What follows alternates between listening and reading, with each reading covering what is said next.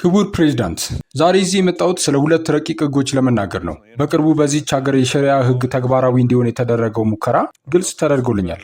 ከጥቂት ሳምንታት በፊት ዩናይትድ ስቴትስ ኦፍ አሜሪካ እየገጠማት ስላለው ታላቅ የብሔራዊ ደህንነት ስጋት ለመናገር ወደ ሴኔት ስመጣ አንዳንድ ሰዎችን አስቆጥቼ ነበር።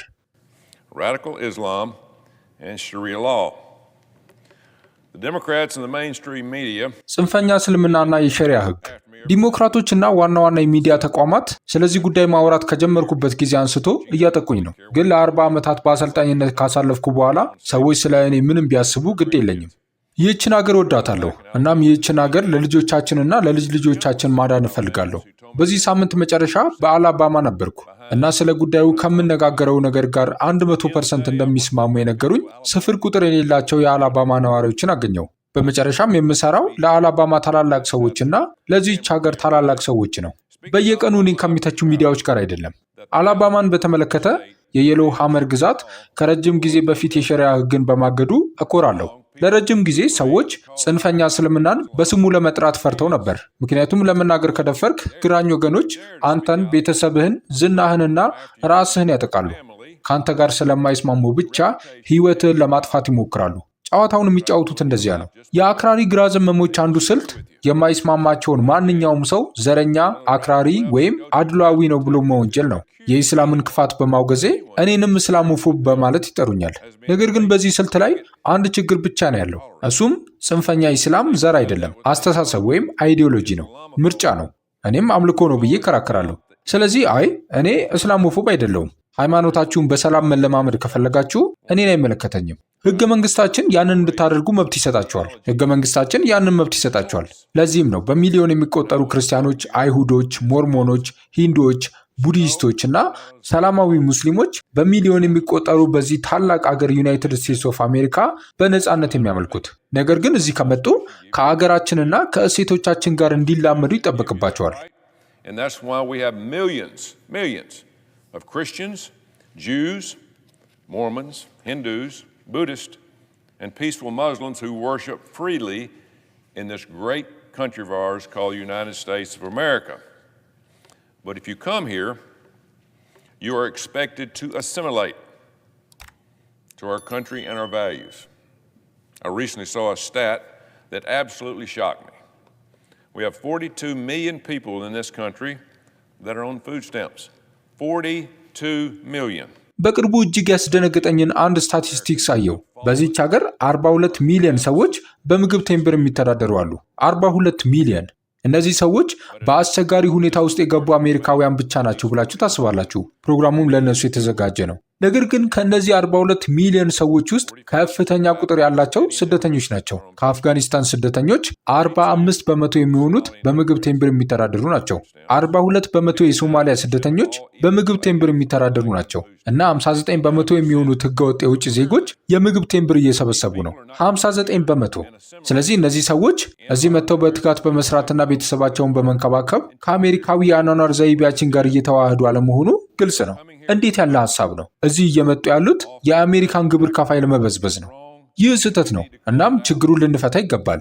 ነገር ግን ከግብር ከፋዩ ጭንቀቶች ባሻገር ይህ ሃይማኖት ከመሰረታዊ የምዕራባውያን እሴቶች ጋር ፈጽሞ አይጣጣምም። ስለዚህ አሜሪካ ንቂ። ቁርአን እስላማውያን አይሁዶችንና ክርስቲያኖችን እንዲሁም በአላህ የማያምኑትን ሁሉ እንዲዋጉ ያስተምራል። በቀላሉ ለማስቀመጥ ጽንፈኛ እስልምና ክርስቲያኖችን መግደል ጽድቅ እንደሆነ ያስተምራል። ጽድቅ ነው። ከእንደዚህ አይነት ሰዎች ጋር በሰላም አብሮ መኖር አይቻልም። በፍጹም አይቻልም። Simply put, radical Islam teaches that it is righteous to kill Christians. It's righteous. There's no peaceful coexistence with this type of people. None. Just look at the Middle East and North Africa where Christians and Jews መካከለኛው ምስራቅና ሰሜን አሜሪካን ብቻ ተመልከቱ። ክርስቲያኖችና አይሁዶች በሺዎች እየታረዱ ነው። ሚዲያዎቻችን የት አሉ? የት ነው ያሉት? እስካሁን በዚህ ዓመት ከ7000 በላይ ክርስቲያኖች በናይጄሪያ በአክራሪ ሙስሊሞች ታርደዋል። 7000። ይህ ማለት በዚህ ዓመት በየቀኑ 35 ሰዎች እየተገደሉ ነው ማለት ነው። ትልልቅ ሚዲያዎች የት ናቸው? ለምን ስለዚህ ጉዳይ አያወሩ? ጽንፈኛ እስልምና ፍጹም ታዛዥነትን ወይም 100% ታዛዥነትን ይጠይቃል። እናም በእምነታቸውና በአመለካከታቸው ወይም በአይዲዮሎጂያቸው ላይ ለመናገር ከደፈርክ ይገድሉሃል። ይህ አዲስ ነገር አይደለም። 100% and will kill you if you dare to speak out against their beliefs and ideologies. This isn't anything new. Muslims have been fighting to wipe out Christians and Jews for centuries. ሙስሊሞች ክርስቲያኖችንና አይሁዶችን ለማጥፋት ለዘመናት ሲዋጉ ኖረዋል። አሁን ግን ችግሩ ሩቅ ምስራቅ ላይ ብቻ የተወሰነ አይደለም። እዚህ በ50 ግዛቶቻችን ውስጥ እየሆነ ነው። በሚቺጋን፣ ሚኒሶታ የሚገኙ ከተሞች በሸሪያ ሕግ እየተያዙ መሆናቸውን እያየን ነው። በዲርቦርን ሚቺጋን አንድ ክርስቲያን ፓስተር በቅርቡ አንድ ጎዳና በአክራሪ እስላማዊ አሸባሪ ስም መሰየሙን ተቃውሟል። ፓስተሩ ቅሬታ ብቻ አቀረበ። በምላሹም የዲርቦርኑ ሙስሊም ከንቲባ ለፓስተሩ በከተማው ውስጥ ተቀባይነት እንደሌለው ወይም እንግዳ እንደሆነና የሚሄድበትን ቀን እንደሚያከብር ነገረው።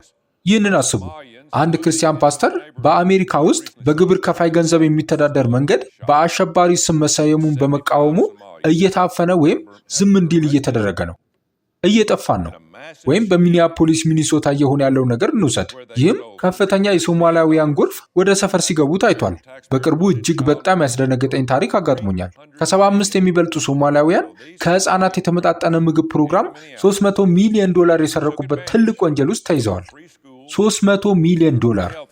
ስለዚህ እነዚህ ሶማሊያውያን ወንጀለኞች ወደ ሚኒያፖሊስ መጡ። ከነፃ ትምህርት ቤቶቻችን እና ከነፃ የጤና እንክብካቤያችን ተጠቀሙ።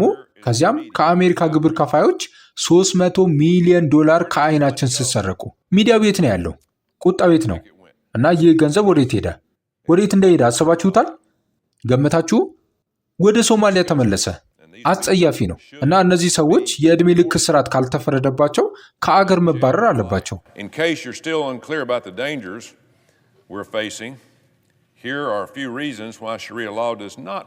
አሁንም የገጠሙን አደጋዎች ግልጽ ካልሆኑላችሁ የሸሪያ ሕግ እንደ ዩናይትድ ስቴትስ ባሉ የምዕራባውያን ማህበረሰብ ውስጥ የማይሰራባቸውን ጥቂት ምክንያቶች እነሆ።